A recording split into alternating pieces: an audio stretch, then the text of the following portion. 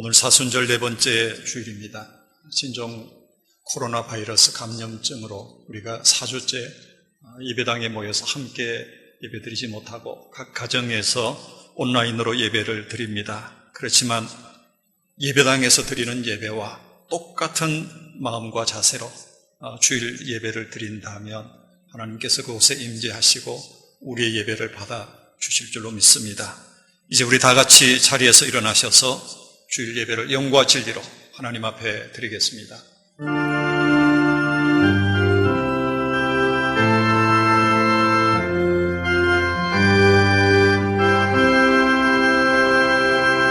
주님의 성령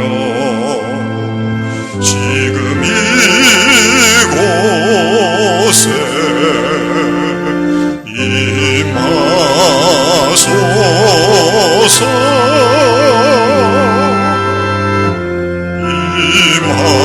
임하소서. 주님의 성령 지금 이곳에 임하소서.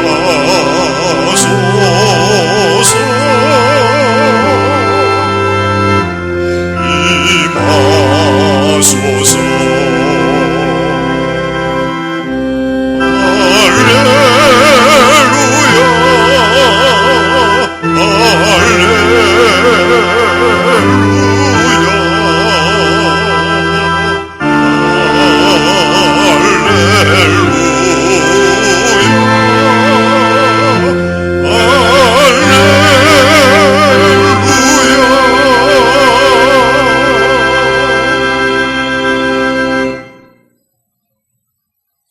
내가 여호와께 바라는 한 가지 일 그것을 구하리니 곧 내가 내 평생에 여호와의 집에 살면서 여호와의 아름다움을 바라보며 그의 성전에서 사모하는 그것이라. 여호와께서 환난날에 나를 그의 초막 속에 비밀히 지키시고 그의 장막 은밀한 곳에 나를 숨기시며 높은 바위 위에 두시리로다. 아멘. 언제 어디서나 영원히 우리와 함께 하시는 임마누엘의 하나님, 영과 진리로 예배하는 모든 자들을 찾으시고 도우시는 은혜의 하나님을 찬양합니다. 이 시간 주의 백성들이 각자의 자리에서 아버지의 이름을 부르며 예배하오니 생명 되신 주님 영으로 임재하사 우리를 새롭게 하여 주옵소서. 우리의 예배를 받아 주시옵소서. 예수님의 이름으로 기원하옵나이다. 아멘.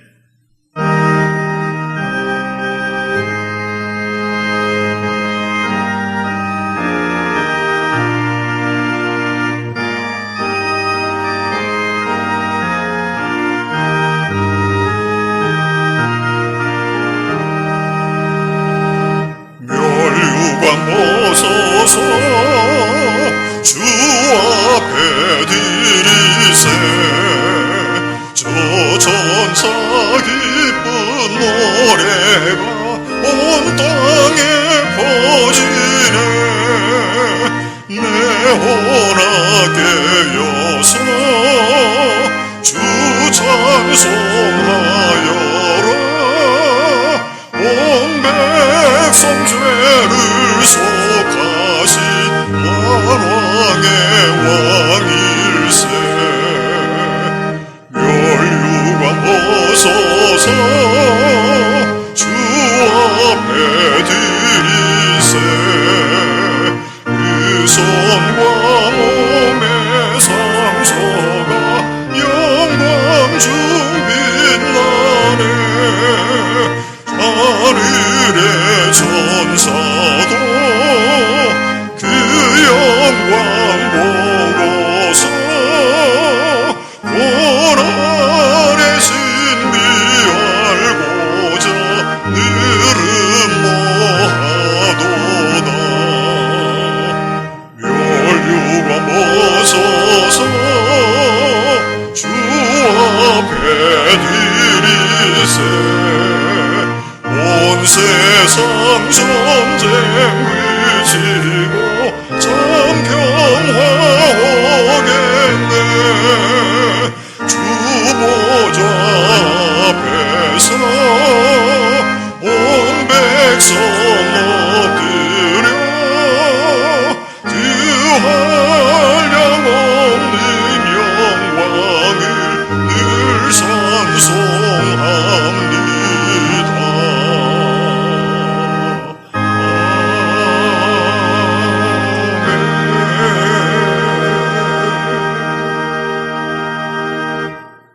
나는 전능하신 아버지 하나님 천지의 창조주를 믿습니다. 나는 그의 유일하신 아들 우리 주 예수 그리스도를 믿습니다. 그는 성령으로 잉태되어 동정녀 마리아에게서 나시고 본디오 빌라도에게 고난을 받아 십자가에 못 박혀 죽으시고 장사된 지 사흘 만에 죽은 자 가운데서 다시 살아나셨으며 하늘에 오르시어 전능하신 아버지 하나님 우편에 앉아 계시다가 거기로부터 살아있는 자와 죽은 자를 심판하러 오십니다.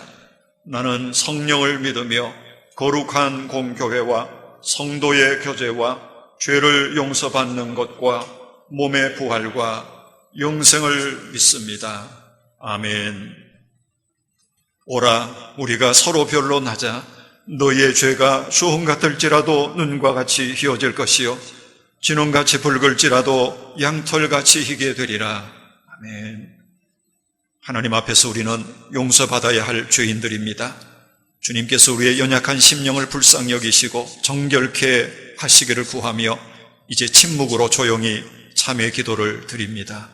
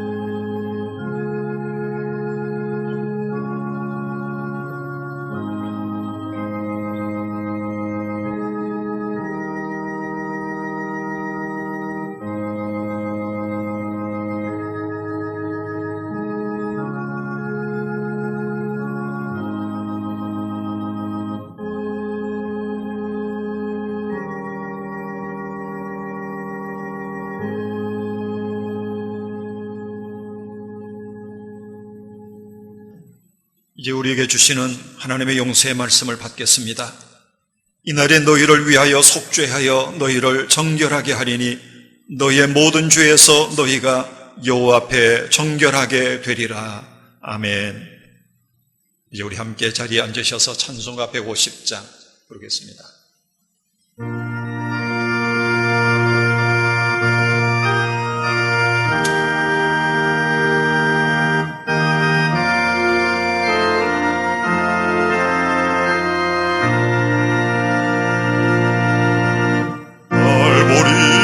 산 위에 십자가 섰으니 주가 고난을 당한 표라. 험한 십자가를 내가 사랑함을 주가 보혈을 흘림이라. 죄우 승리를 얻기까지 주의 십자가 사랑하리. 빛나며 영원하기까지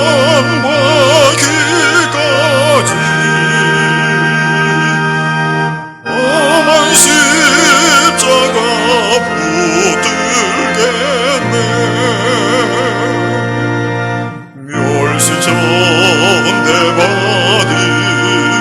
주의 십자가에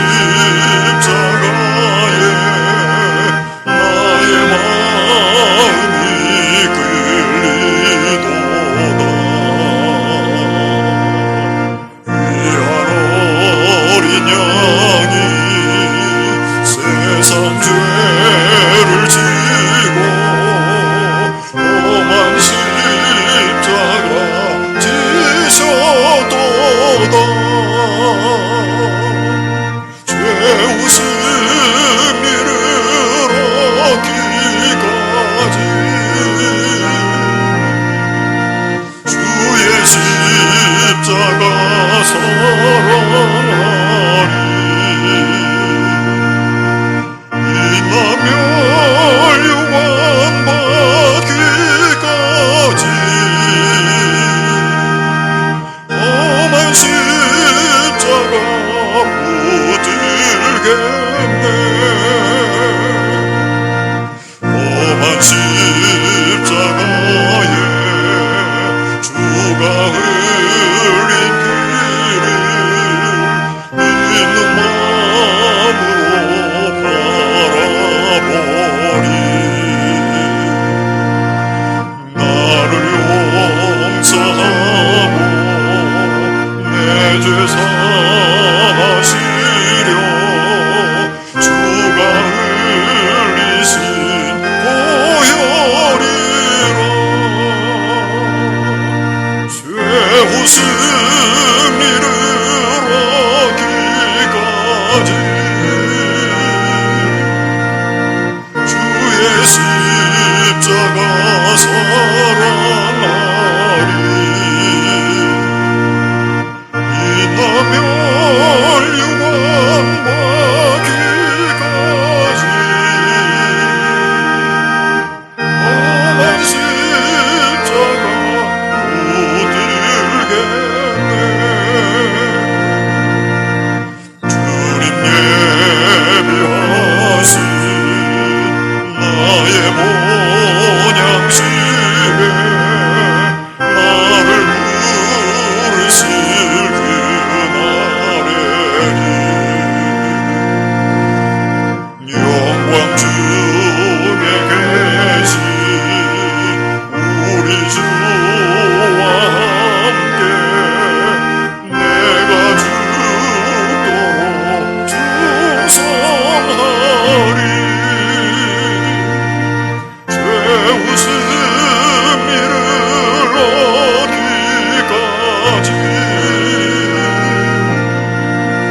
주의 십자가 사랑하리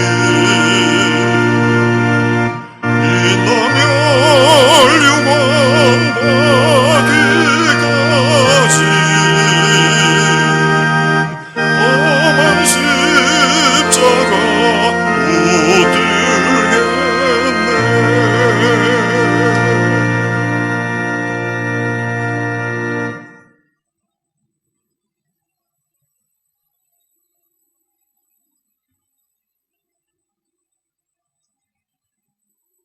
사랑의 주님, 오늘도 함께 모이지 못하여 각자 처한 곳에서 주님께 예배를 드립니다. 예배 처소가 그립고 모이지 못하여 안타깝고 우리의 믿음이 흩어질까 두렵습니다. 이러한 저희의 마음을 위로하여 주시옵소서. 코로나 사태는 걷잡을 수 없이 전 세계로 퍼지고 있습니다. 단 2달 전만 해도 중국의 문제요, 우리의 문제가 아니라고 생각했는데 이제는 우리를 넘어 유럽 전역으로 북미, 중남미로, 동남아로 마구 퍼져가며 수많은 사람들이 쓰러지고 죽어가는 것을 보며 거대한 힘 앞에 우리가 너무나 무력함을 느낍니다. 21세기 첨단 의학도 아직 어쩔 수 없는 사태에 경악하고 놀라와 주님 앞에 엎드립니다. 이것이 회개하지 않고 돌이키지 않고 악을 향해 달려가는 우리의 죄악으로 인한 것이 아닌가 두렵습니다. 이 일은 주님밖에 감당할 수 없기에 주님을 향하여 기도합니다. 주여, 우리의 기도를 들으시옵소서. 주여, 우리의 죄악을 용서하여 주시옵소서. 주여, 속히 행하시옵소서. 주여, 두려워 떠는 저희들에게 평강과 위로를 허락하여 주시옵소서. 죽을 힘을 다해 치료와 방역의 최전선에서 수고하는 의사, 약사, 간호사, 공무원에게 힘 주시옵소서. 확진 판정으로 두려워하는 이들을 위로하여 주시옵소서. 격리되어 불안해하는 사람들에게 평강을 허락하여 주시옵소서. 특별히 기저질환이 있는 환자들을 보호하여 주시옵소서. 코로나19로 인해 소상공인, 자영업자, 심지어 중소기업까지 타격을 받고 쓰러집니다. 주여, 저희들이 무너지지 않게 하여 주시옵소서. 중세시대의 흑사병이 유럽을 강타했을 때처럼 다른 이들을 의심하고 비방하고 혐오하며 마녀 사냥을 했던 우리의 무지를 반복하지 않게 하여 주시옵소서. 주여, 우리 모두를 불쌍히 여기시고 긍휼을 베풀어 주시옵소서. 예배의 형식은 다를지라도 결코 예배가 끊어지지 않게 하심에 감사드립니다. 시편 119편의 묵상을 통해 주님의 말씀이 내 발의 등불이요 내 힘이요 자랑이요 내 승리이며 내 분길인 것을 알게 하시니 감사합니다. 주여, 또한 간절한 마음으로 예배의 형식이 회복되고 우리가 다시 만나서 손을 모아 기도하며 입을 모아 찬양하며 마음을 모아 예배하는 시간이 오기를 바랍니다. 늘 그래왔던 예배의 일상이 얼마나 큰 주님의 은혜였는지를 생각하며 머리 숙입니다. 이러한 일상에 감사하는 마음을 주시옵소서. 주님의 믿음 안에서 서로를 격려하는 것이 얼마나 큰 힘인지를 알게 하여 주시옵소서. 이제 부활을 바라보고 부활을 기대하는 우리들에게 부활의 신앙과 새 희망을 불어넣어 주시옵소서. 오늘 목사님을 통해 준비한 말씀으로 하나님의 은혜와 평강을 알게 하시고 전능하신 하나님, 살아계신 하나님이 지금 이 시간에도 각 사람에게, 각 나라에게 역사하심을 알게 하여 주시옵소서. 나라와 권세와 능력이 오직 주님에게 있음을 고백하오며 우리 주 예수 그리스도의 이름으로 기도합니다. 아멘.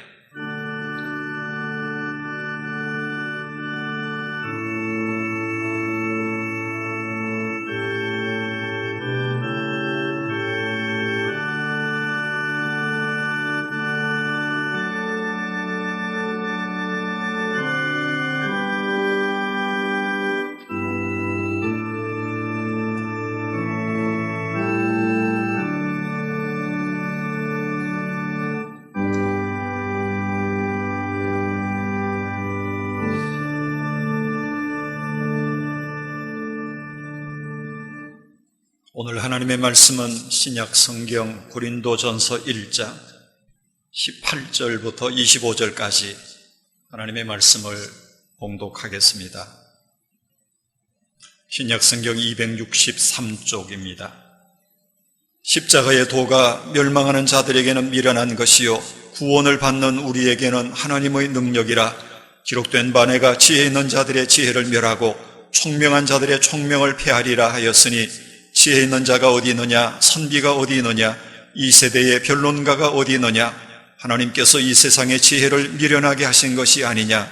하나님의 지혜에 있어서는 이 세상이 자기 지혜로 하나님을 알지 못하므로 하나님께서 전도에 미련한 것으로 믿는 자들을 구원하시기를 기뻐하셨도다. 유대인은 표적을 구하고 헬라인은 지혜를 찾으나 우리는 십자가에 못 박힌 그리스도를 전하니 유대인에게는 거리끼는 것이요 이방인에게는 미련한 것이로되 오직 부르심을 받은 자들에게는 유대인이나 헬라인이나 그리스도는 하나님의 능력이요 하나님의 지혜니라. 하나님의 어리석음이 사람보다 지혜롭고 하나님의 약하심이 사람보다 강하니라. 아멘.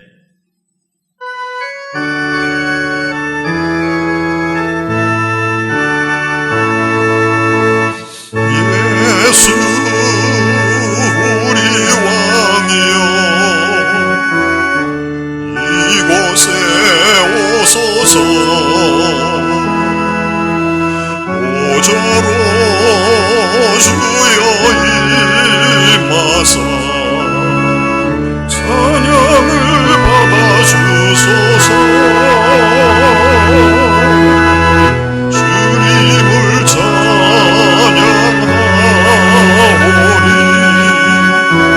주님을 경배하오니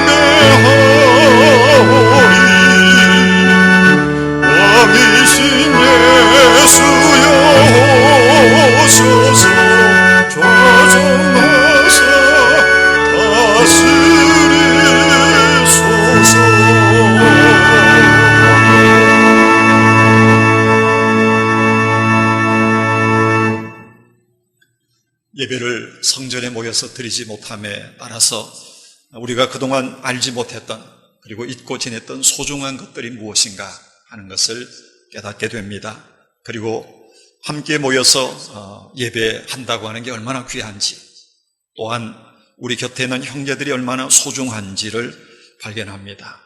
당연히 내일이면 또 볼 수 있겠지, 주일이면 만날 수 있겠지라고 생각하지만 사실은 볼 수 없는 일들이, 이런 뜻하지 않는 사건들을 통해서 벌어지는 것이 우리의 인생입니다. 그래서 오늘의 만남을 소중히 여기고, 오늘 이 시간을 귀중히 여기고, 또 우리 곁에 두신 사람들을 열심히 사랑하면서 살아야 될 줄 믿습니다. 이제 짧은 영상 하나를 보고 말씀을 시작하겠습니다.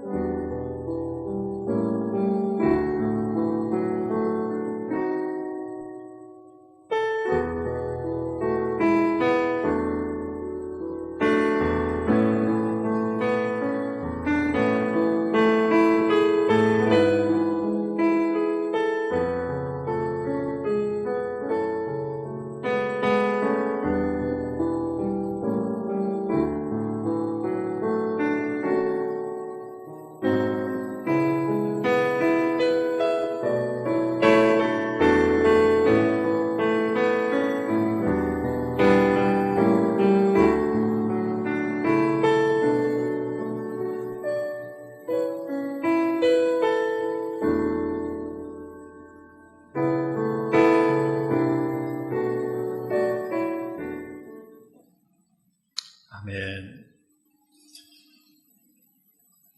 세상에는 수많은 사람들이 태어나지만 어느 누구도 이 세상에 죽기 위해서 오는 사람은 아무도 없습니다.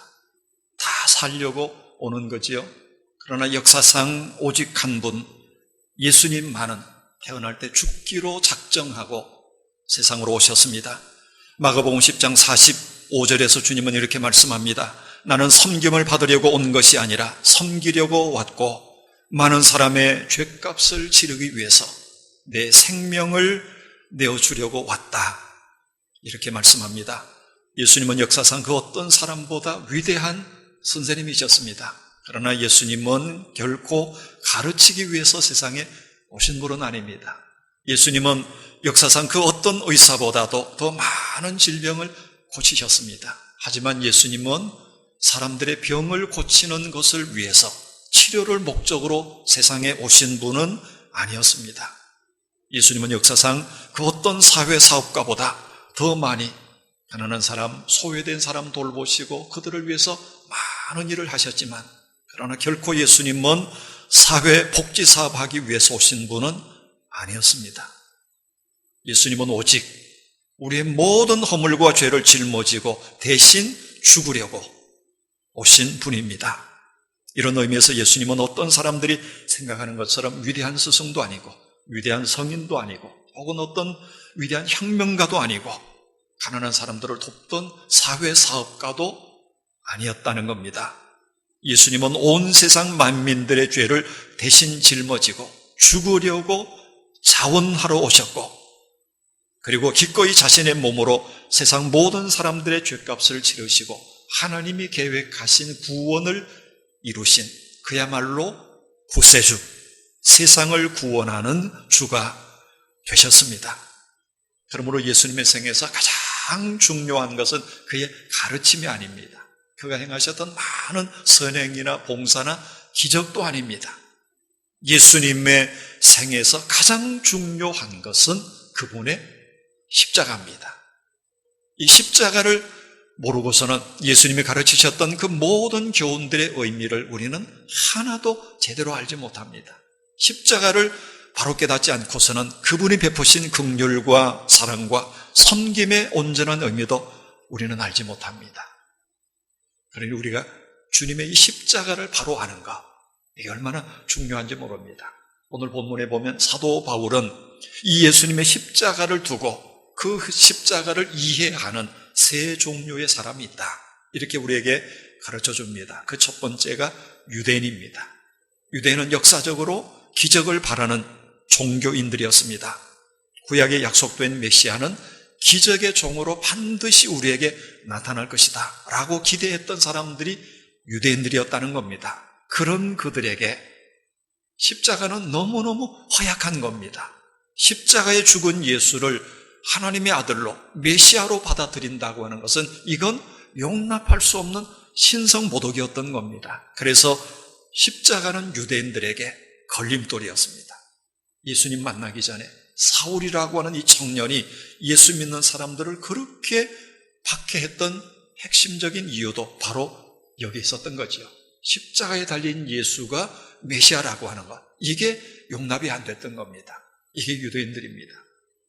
그런가 하면 십자가를 바라보는 두 번째 부류의 사람들이 있는데 그들은 지혜를 추구하는 헬라인들입니다. 이들은 인간의 지혜로 무장된 합리적 지성인들, 자기의 지성과 논리로 완벽하게 무장해서 자기 논리로 이해되지 않는 것은 배척하는 것, 이들이 바로 헬라인들입니다. 그들의 논리에 의하면 초월자이신 신이, 전능하신 신이 죄악된 인간 세상에 인간의 몸으로 온다 하는 것은 도무지 이해할 수 없는 그런 이야기였습니다.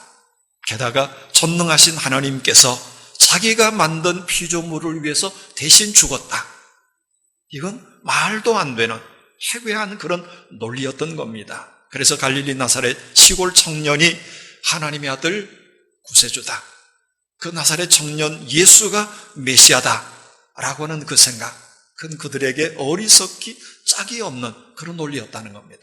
그래서 헬라인들에게 있어서 십자가는 미련한 것이었습니다. 그러나 여기 세 번째 부류의 사람들이 나옵니다. 사도 바울은 그들을 가리켜서 구원을 얻는 사람들, 오늘 본문 24절에는 부르심을 입은 자들, 이렇게 표현합니다. 이들은 유대인이든지 헬라인이든지 상관이 없습니다. 구원을 얻은 사람들에게, 그리고 하나님의 부르심을 입은 사람들에게는 이 십자가는 더 이상 미련한 것도 아니고 거리끼는 것도 아니고, 십자가는 하나님의 능력이요 하나님의 지혜다라고 하는 것이 오늘 사도 바울의 신앙 고백입니다. 오늘 본문 18절 우리 다 같이 한번 읽어보겠습니다. 십자가의 도가 멸망하는 자들에게는 미련한 것이요 구원을 받는 우리에게는 하나님의 능력이라. 그리고 쭉 본문을 내려가 보면 22절 이하에서 이렇게 말씀합니다. 유대인은 표적을 구하고 헬라인은 지혜를 찾으나 우리는 십자가에 못 박힌 그리스도를 전하니 유대인에게는 거리끼는 것이요 이방인에게는 미련한 것이로되 오직 부르심을 받은 자들에게는 유대인이나 헬라인이나. 한번 따라해 보시겠습니까? 그리스도는 하나님의 능력이요 하나님의 지혜니라. 아멘. 예수님의 십자가 거리끼는 것이나 미련한 것이 아니라 예수님의 십자가는 바로 하나님의 지혜요 하나님의 능력이라고 하는 겁니다. 이게 바울의 고백이고 예수 그리스도를 믿는 우리 모든 성도들에게 공통된 신앙의 고백인 줄로 믿습니다. 그러면 십자가가 하나님의 지혜요 하나님의 능력이라고 말하는데 이 십자가가 도대체 어떤 능력이냐 하는 겁니다. 그 첫 번째, 십자가는 우리의 모든 허물과 죄를 씻는 놀라운 속죄의 능력입니다. 십자가는 바로 속죄의 능력이다 하는 것입니다. 왜냐하면 십자가는 피조물된 우리의 모든 죄를 대신 짊어지고 하나님께서 죽으신 자리, 그게 바로 십자가이기 때문에 십자가는 우리의 모든 허물과 죄를 씻는 속죄의 능력입니다. 다시 한번요. 여러분, 이 중요한 진리를 우리가 잊어서는 안 됩니다. 십자가는 우리의 과거와 현재와 미래의 모든 허물과 죄를 씻어주는 속죄의 능력입니다. 왜 그렇습니까? 하나님께서 우리를 대신해서 우리의 허물과 죄를 짊어지고 그 십자가에서 죽으셨기 때문에, 그런 다음에 하나님께서 내가 너희를 용서한다 라고 선포해 주셨기 때문입니다. 그래서 십자가의 능력은 첫 번째, 우리의 모든 허물과 죄를 씻는 속죄의 능력이라는 겁니다. 그리고 두 번째, 십자가는 죄 때문에 이 세상에 온 모든 질고와 고통과 아픔과 심지어는 죽음까지도 치유받을 수 있는 능력입니다. 아멘이시죠? 죄 때문에 죽음이 왔지 않습니까? 이게 하나님의 선언입니다. 죄 때문에 질고와 고통이 왔고, 죄 때문에 하나님과 우리 사이, 사람과 사람 사이 화평이 끼어지고, 죄 때문에 세상의 모든 추악한 것들이 생겼는데, 그 죄 문제를 십자가를 통해서 하나님이 해결하셨으니까 이제는 그 죄 문제를 해결한 십자가야말로 우리의 모든 것, 말 그대로 모든 것입니다. 그 모든 것의 해법이 된다 하는 바로 그 말입니다. 그래서 이사야 53장 5절에서 이사야 선지자는 일찍 이렇게 예언합니다. 그가 찔림은 우리의 허물 때문이요 그가 상함은 우리의 죄악 때문이라. 그 다음 구절 같이 한번 읽어볼까요? 그가 징계를 받음으로 우리는 평화를 누리고 그가 채찍에 맞음으로 우리는 나음을 입었도다. 아멘. 여기 징계를 받음으로 우리는 평화를 누리고 라고 하는 것은 영적으로 그리고 정신적으로 우리가 안정을 얻게 되었다, 그런 뜻입니다. 그리고 채찍에 맞음으로 우리는 나음을 입었다 하는 이 말은 우리의 육체적인 치유를 말하는 겁니다. 바로 예수님의 십자가, 이런 능력이라는 거죠. 치유의 능력입니다. 그래서 베드로전서 2장 24절에 보면 사도 베드로도 이렇게 말씀합니다. 그가 채찍에 맞음으로 너희는 나음을 얻었나니. 이 말씀도 같이 읽어볼까요? 그가 채찍에 맞음으로 너희는 나음을 얻었나니. 영육 간에 아울러서 죄의 결과로 오는 이 모든 비극들, 그리고 질병과 질고와 고통이 예수님의 십자가를 통해서 나음을 얻게 되었다, 바로 그 말입니다. 이게 주님의 십자가의 능력입니다. 그리고 세 번째, 십자가의 능력은 개인적 영적인 능력을 넘어서서 세상을 화평케 하는 능력입니다. 세상을 화평하게 하는 능력, 이게 십자가의 또 다른 능력이라는 겁니다. 오늘날 우리 그리스도인들이 굉장히 이기적입니다. 자기중심적이죠. 그래서 십자가를 이해할 때도 우리 자신에게만 국한시켜서 그냥 내가 예수님의 십자가를 통해서 죄 용서받고 이 다음에 천국 가는 개인적인 것으로만 우리는 자꾸 국한을 시킵니다. 그러나 십자가의 복음은 그런 게 아니라는 겁니다.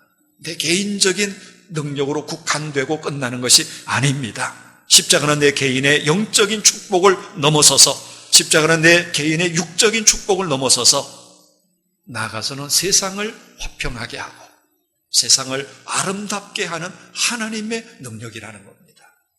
이게 십자가의 또 다른 능력입니다. 왜 그렇습니까? 그 이유가 간단합니다. 우리는 십자가를 통해서 용서받을 수 없었던 우리가 하나님의 용서를 받았습니다.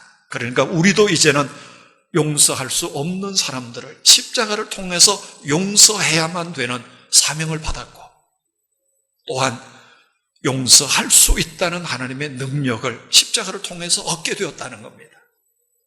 이게 십자가의 용서의 능력이죠.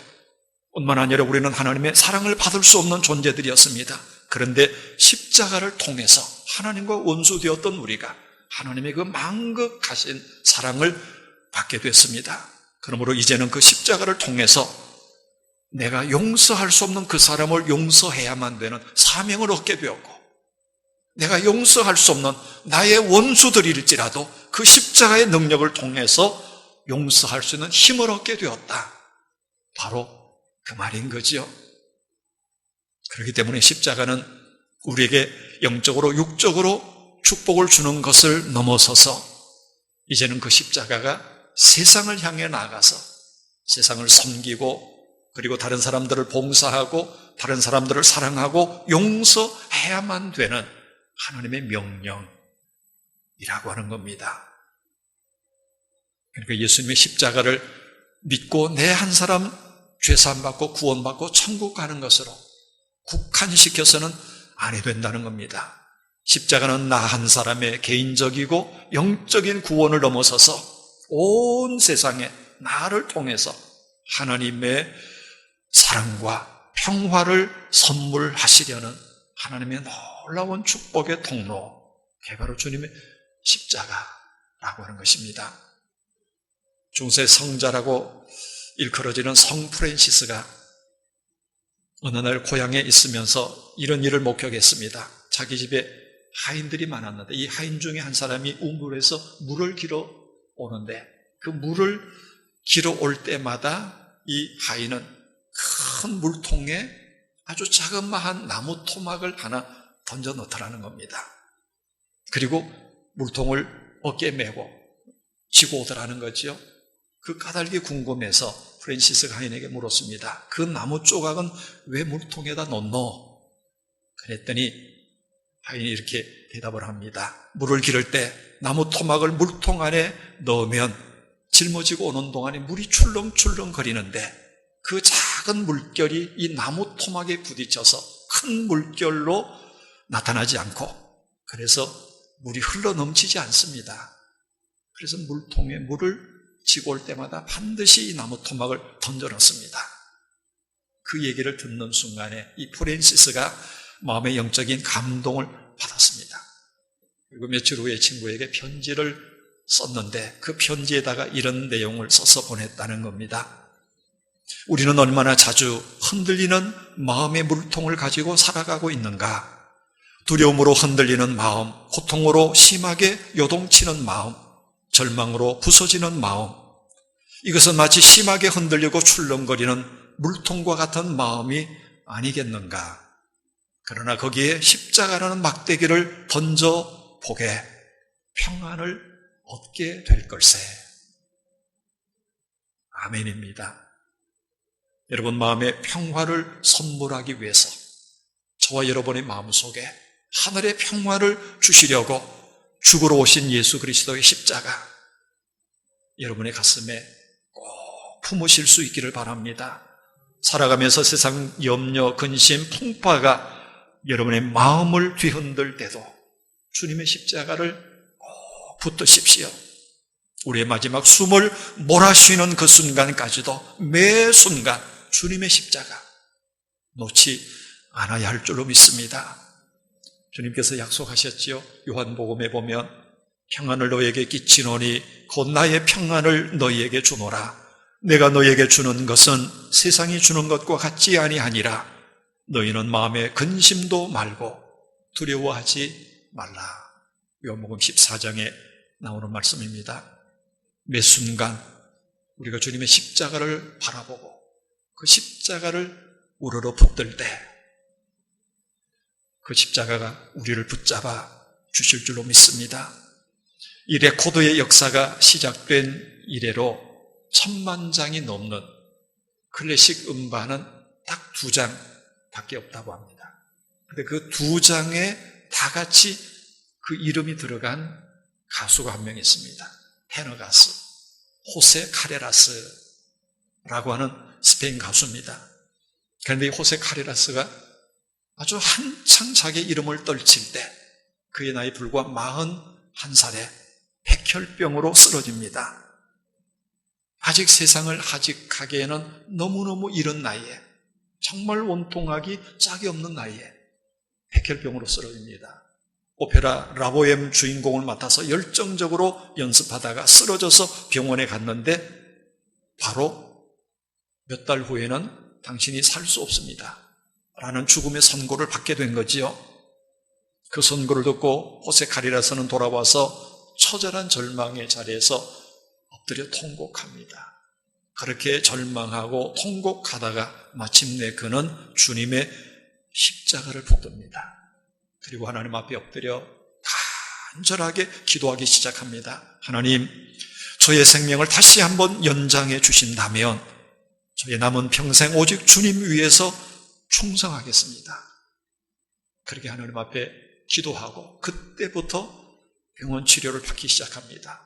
골수 이식 수술을 하고 그리고 그 힘든 화학 치료를 받으면서 죽는 것보다도 힘든 그런 고통 가운데 매일매일 시달립니다. 머리카락은 다 빠지고 손톱 팔톱도 다 떨어져 나가고 그런 고통 가운데서도 그는 마지막 순간까지도 주님의 십자가를 놓지 않습니다. 그 십자가 붙들고 하나님 앞에서 찬송과 기도를 멈추지 않고 계속해서 하나님 앞에 엎드립니다. 그리고 마침내 그는 그 백혈병에서 치유받고 새 생명을 얻습니다.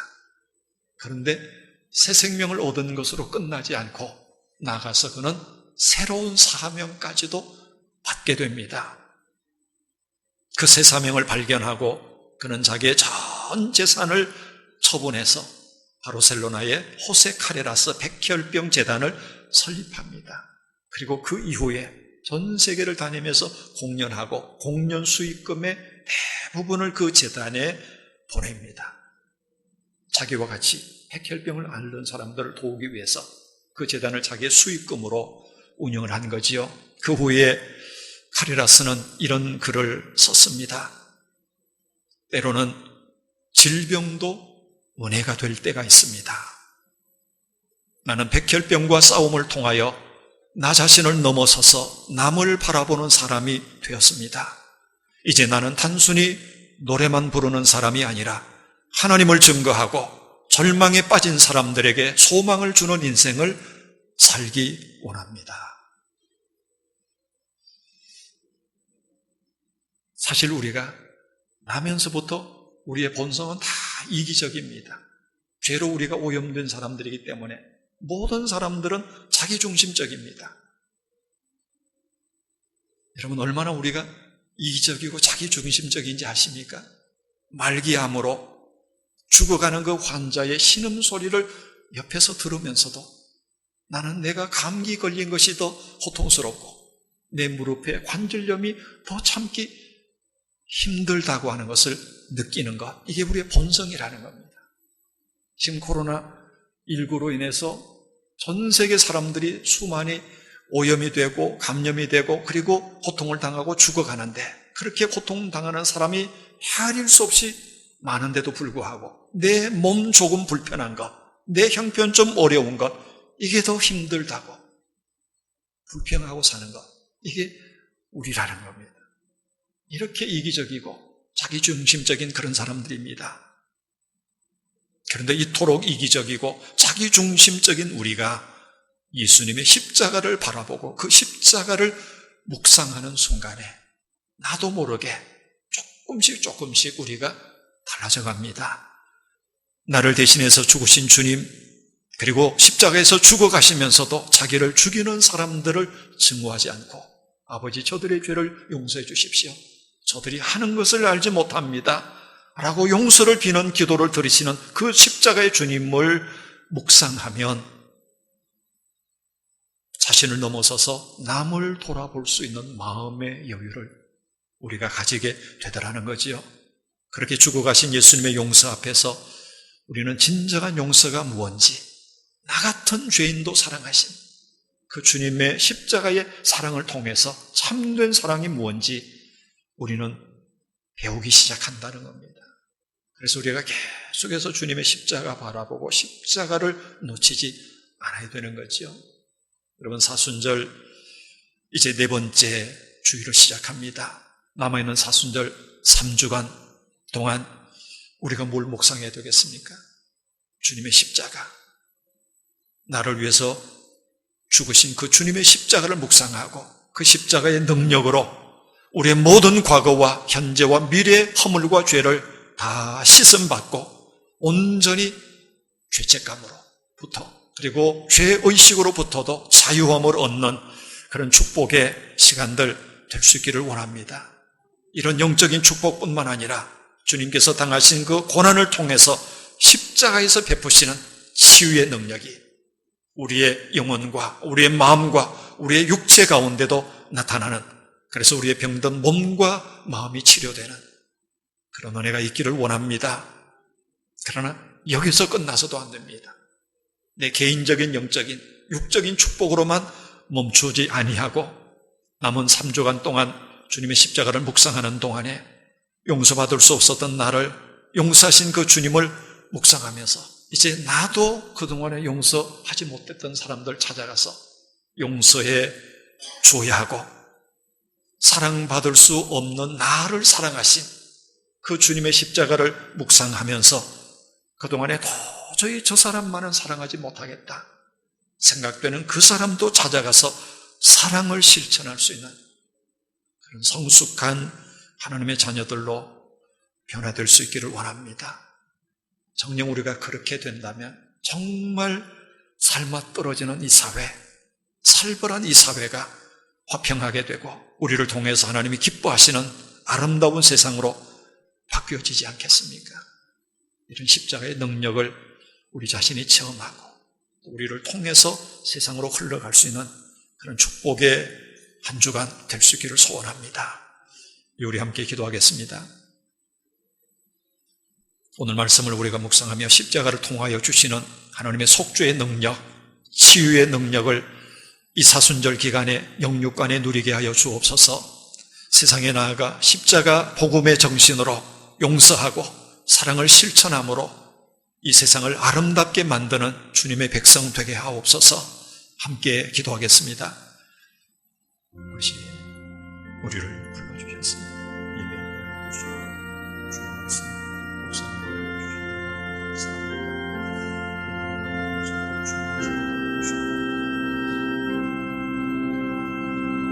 주여 주님과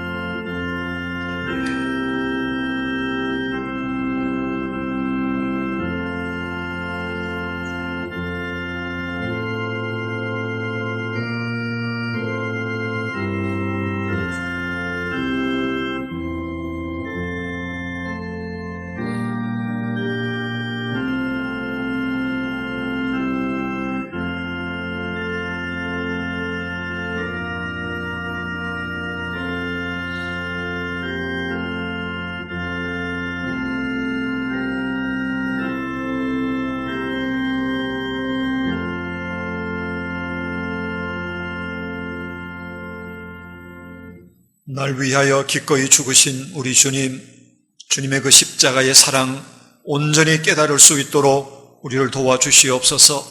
그 사랑이 우리 안에도 차고도 넘쳐서 우리도 그렇게 남을 용서하고 사랑하며 하나님이 기뻐하시는 아름다운 세상 만들어 가도록 성령님 우리를 붙들어 주시옵소서. 예수님의 이름으로 기도하옵나이다. 아멘.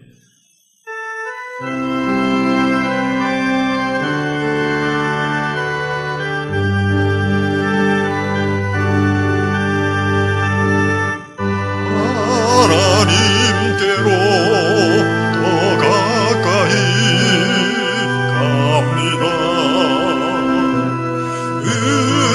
은혜 가운데 계신 주님, 변함없는 주님의 크신 사랑 영원히 주님만을 섬기리.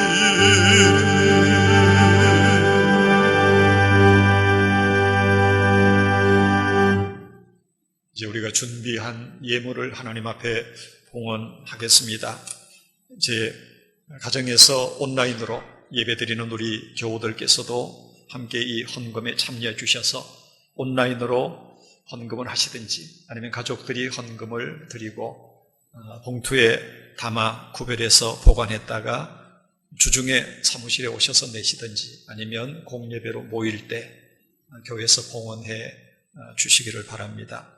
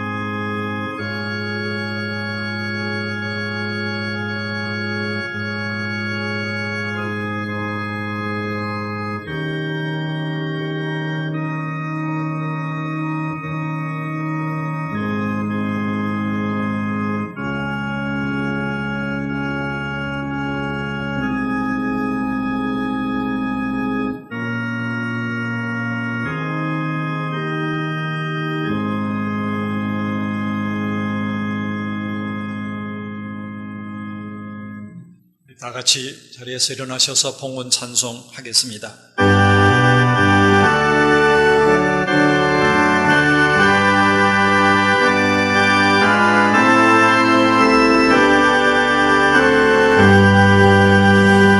나의 보화 드리니 주여 받아주셔서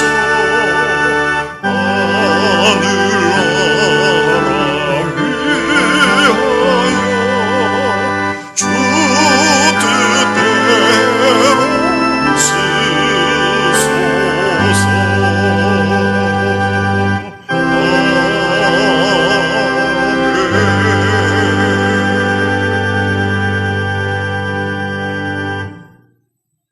한없는 사랑으로 우리를 돌보시며 구원하여 주시는 하나님 아버지, 주님께서 지신 십자가의 고난과 죽음을 묵상하는 사순절 네 번째 주일을 맞이합니다. 예배하는 저희들의 몸과 마음을 성령으로 만져주셔서 십자가로 더 가까이 나아가 죄사함 받고 용서함 받는 귀한 은혜를 더하여 주시옵소서. 십자가 앞에 엎드릴 때 심령 깊은 곳에서 우러나오는 회개 기도가 있게 하시고 세상 죄를 담당하신 속죄양 되신 우리 주님께 올려드리는 감사의 찬양이 있게 하여 주옵소서. 주님, 지금 신종 코로나 바이러스 감염증으로 많은 사람들이 고통과 절망 중에 있습니다. 모두가 다 신음하며 살 길을 찾고 있습니다. 치유하시는 주님, 상처 입은 우리들을 통하여 아파하는 사람들, 울고 있는 사람들에게 주님의 사랑과 복음이 전해지게 하여 주시고 치유의 영이 흘러가게 하여 주옵소서. 이 혼란하고 어수선한 중에도 주님 앞에 나와 예배하며 주신 은혜 감사하며 하나님 아버지께 예물을 드립니다. 예배당에 나와 직접 드리지 못하여 여러 가지 방법으로 예물을 올려드리는 손길들도 많이 있습니다. 드리는 모든 손길들 기억해 주시고 그 손 닿는 곳곳마다 하늘의 복과 땅의 복으로 채워 주시옵소서. 이 물질을 관리하고 사용하는 모든 이들에게 정직한 마음을 주시고 하나님이 기뻐하시고 사람들을 행복하게 하는 일에만 쓰게 하여 주옵소서. 그리하여 이 예물이 쓰이는 곳마다 오병이어의 역사가 일어나 절망했던 사람이 희망을 얻게 하시고 낙심했던 사람 기쁨으로 일어나게 도와 주시옵소서. 병든 이들 고쳐주시고 낙심한 사람 위로하여 주시며 이토록 어려운 지경에서도 오직 주님의 십자가만 붙잡고 베풀어 주시는 용기와 능력으로 넉넉히 이 난관을 이겨나가도록 우리를 도와 주시옵소서. 시련과 폭풍 속에 있는 이 나라, 이 땅 지켜 주시옵소서. 존귀하신 예수님의 이름으로 간절히 기도하옵나이다. 아멘.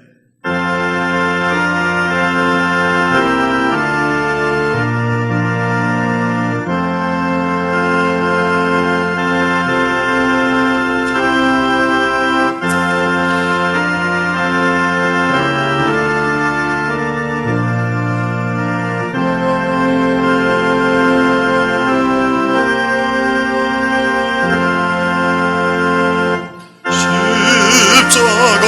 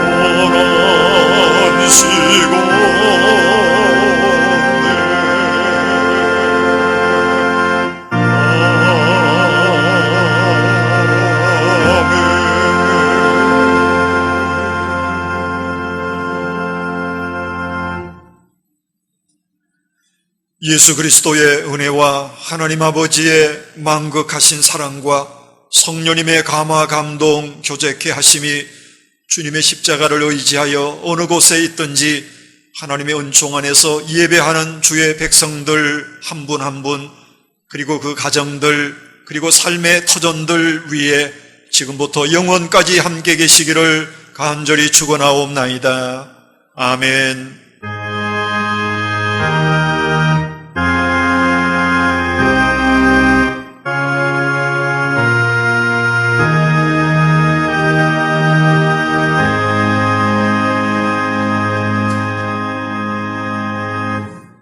자리에 앉으시겠습니다.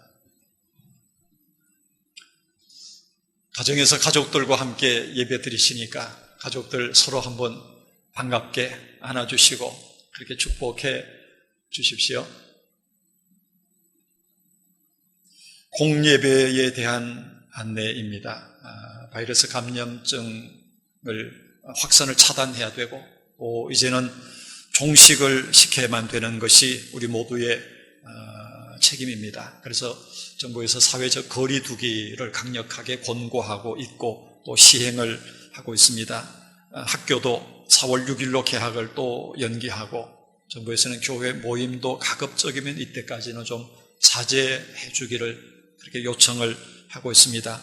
교회가 행여라도 지역사회에 감염원을 제공하지 않아야 되겠고 또 가깝게는 우리 성도들의 건강을 교회가 또 보호해야 될 그런 책임도 있고 해서 이번 주일도 우리가 예배당에서 함께 모이지 않고 가정에서 온라인으로 예배를 드립니다. 아마도 3월 마지막 주간까지는 우리가 이런 형태의 예배를 좀 더 지속해야 되지 않을까 하는 생각이 있습니다. 그래서 3월 마지막까지는 교회 모임들을 가급적 잠정 중단하고 온라인으로 예배를 드려야 될 것 같습니다. 향후 상황이 또 어떻게 전개될는지 그래서 한 주라도 앞당겨서 우리가 예배당에서 함께 모여서 예배 드릴 수 있다면 더 없이 감사한 일이겠습니다만 또 그렇게 되기를 위해서 기도해야 되겠고 현재로서는 우리가 그렇게까지도 염두에 둬야 되겠다 하는 생각입니다. 4월달 들어가면 4월 첫 번째 주일이 종려주일입니다. 고난주간이 시작이 되는 종려주일인데 늦어도 4월 첫 번째 주일에는 우리가 예배당에서 함께 모여서 예배를 드릴 수 있기를 바라고 또 그 다음 주일은 부활주일이기 때문에 우리가 그렇게 마음의 준비를 하고 기도하고 있습니다. 우리 교우들께서도 이걸 염두에 두시고 같이 기도해 주시기를 바라겠습니다.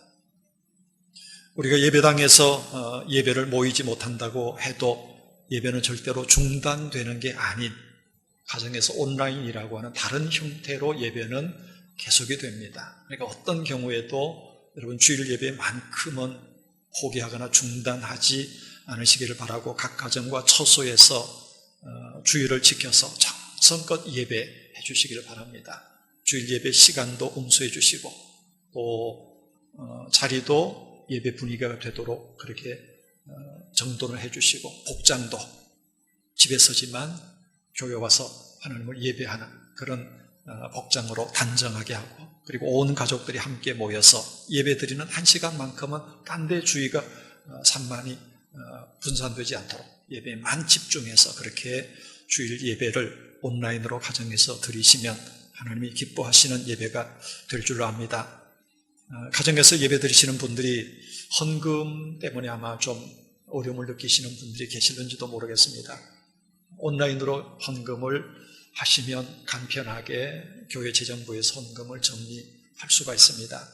꼭 헌금 종류를 기입해서 온라인으로 송금하시면 주일헌금인지 11조인지 감사헌금인지 혹은 건축헌금, 사역헌금인지 정리가 쉽게 되겠습니다.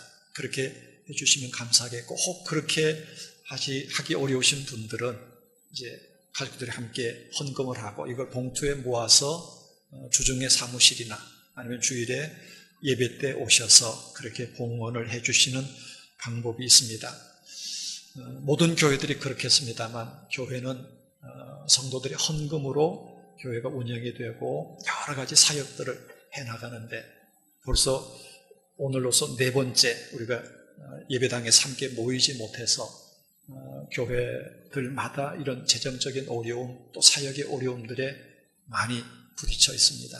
이걸 우리 교우들께서도 기억하시고 가정에서 예배드리지만 예배당에 오시지는 못해도 예배는 지속이 되는 거니까 하나님 앞에 드리는 헌금 생활도 그렇게 기억하시고 참여해 주시기를 바랍니다. 아울러서 이번 주는 사순절 네 번째 주일입니다. 이제 부활절이 3주 앞으로 다가오게 되는데 주일날 우리가 평소에 교회는 나오지 못하지만 매일 보내드리는 오늘의 묵상 자료, 특별히 시편 119편 내용인데 그걸 가지고 가정 예배를 드릴 수 있으면 제일 좋겠고, 그렇지 않으면 개인적으로라도 시간을 정하셔서 꼭 개인 경건의 시간 가지시면서 이 사순절에 풍성한 은혜 누리실 수 있기를 바랍니다. 서로 얼굴을 마주하기는 어렵겠습니다만 우리가 떨어져 있는 중에라도 목장별로 또 기관별로 전화하시거나 문자나 카카오톡을 통해서 서로 연락을 주고받고 안부도 물으시고, 그래서 온라인 상으로 이전보다 교제가 더 활발하게 일어날 수 있도록 그렇게 살펴주시기를 바라고, 혹 연로하신 분들 중에 혼자 계시는 분들이 이런 이 사회적인 격리 기간 때문에 어려움을 당하시는 분들이 없을까 하는 그런 염려가 생깁니다. 병원에 가야 되는데 혼자서 병원 가기가 어렵다든지, 또 마스크가 필요한데 마스크를 제때 구입하지 못한다든지 하는 이런 어려움들을 혹 겪는 분들이 없는지 우리 어르신들을, 홀로 사시는 어르신들을 좀 더 살피고 돌아봐 주시면 감사하겠습니다. 오늘 가정에서 예배를 드리시는 성도 여러분, 한 주간 건강하시기를 바랍니다. 언제 얼굴을 다시 보게 될는지 보고 싶습니다. 속히 만날 수 있도록 여러분 부디 건강하시고 믿음으로 승리하시기를 바랍니다. 이제 우리 마지막 찬양 힘있게 같이 부르겠습니다.